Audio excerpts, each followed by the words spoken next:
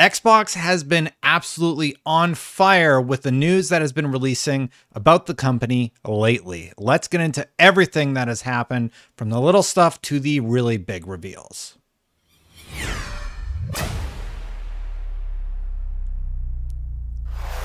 Before I get into it, hit that subscribe button, hit that bell if you like these sort of videos. Thank you so much for watching. The big news that everybody is talking about is the fact that Marvel's Avengers is being added to Xbox Game Pass starting September 30th, meaning you're going to be able to play on PC, console, cloud, if you have an Xbox Game Pass subscription. And here's what the press release says. We just launched our biggest expansion to date for Marvel's Avengers Black Panther War for Wakanda. We've loved seeing your reactions to the new campaign, and today we're excited to announce that we're making the complete Marvel's Avengers experience, including all previously released free content, available with Xbox Game Pass for PC, console, and cloud on September 30th. Now, this is a pretty big announcement for Microsoft to actually reveal that Marvel's Avengers is basically added to their library of games. Marvel's Avengers, I believe, was also added to PS Now recently. In my mind, this is a really smart strategy for the game. Most of the money that they're going to make is from people buying whatever currency they have in the game to acquire cosmetics. That is how these games make most of their money. So adding it to Game Pass is actually a really, really smart move. And if you haven't played through the campaign of Marvel's Avengers, that alone is worth the cost of entry if you're playing through Game Pass for the first time, etc. Now, I burned out on the game, but it's good to see that more players can play it, and that has sort of been what everybody's been talking about. Separately, there was a recent conference where Satya Nadella talked about the Xbox brand and everything that has been going on with it. So Microsoft CEO Satya Nadella says Xbox used to be on the side of Microsoft and is now much more central, built on core cloud technologies. So what's really interesting about this is to hear an acknowledgement about how Xbox was managed during the Xbox One era of the console, when Xbox was at its lowest point and they had to figure out a lot of the problems that they were facing with the console and with the brand.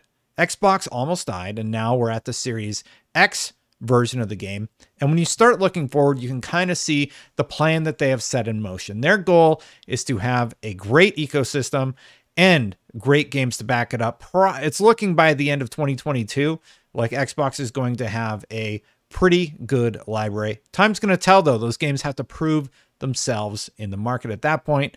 But hearing from Satya Nadella that they're all in on gaming and that he admits that they were on the sidelines and now they're more integrated, I think that's going to be good for the Xbox brand.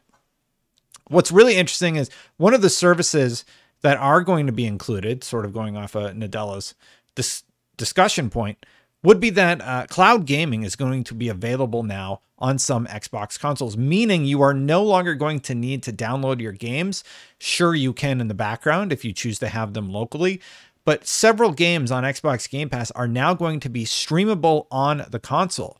This is going to be an option for older generation consoles that don't have access to the Series X version of a game to play those content exclusives on older gen hardware, going as far back as the original Xbox One. Now, the question is, how well are they going to run? Is there going to be a lot of latency? I think there's some good examples of games that would work well, but is like a fighting game or a shooter going to work well on older gen hardware when you really need precision timing? I think that's going to be a little trickier.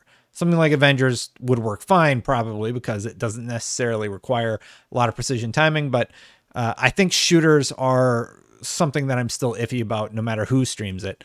It's just sort of iffy. Here's what they said about the situation, though. Starting today, though, a random group of alpha skip ahead and alpha insiders can try cloud gaming on their consoles. The test will expand to more insiders and members of other preview rings in the coming weeks. If you have access, you can try cloud gaming by looking for the cloud icon on titles in the Xbox Game Pass library. To see a full list of games you can stream, go to My Games and Apps then full library and Xbox Game Pass, and change the filter to cloud gaming. At the outset, you'll be able to play more than 100 games without having to download them, as long as you have a sturdy enough internet connection. So that's great. I'm really excited to see that finally roll out. I believe they did confirm it for 2021. So if they're in the early access stuff, then I think that we're going to be seeing more about what they're doing in the near future. Dolby Vision was the final big announcement about Xbox. Dolby Vision is coming to Xbox first. I have to imagine this will eventually come to other platforms. And the long and the short of it is what Dolby Vision is going to do is improve the visual fidelity of content on your Xbox console if you're using HDR. They provided a video that I'm probably using as B-roll right about now to showcase what it looks like. Here's what they say. There are more than 100 next-gen HDR titles optimized for the Series X and S that will feature Dolby Vision, and in the future, you'll see more games like Halo Infinite taking full advantage of Dolby Vision, explains Katie Slattery, an Xbox program manager at Microsoft. So that's great if you're really into HDR and everything. I actually don't play most of my games with HDR on, mostly due to the fact that I often have to do capture, and you know, when you capture with HDR on, it's like, it looks like terrible. You're not supposed to capture with that on. So yeah.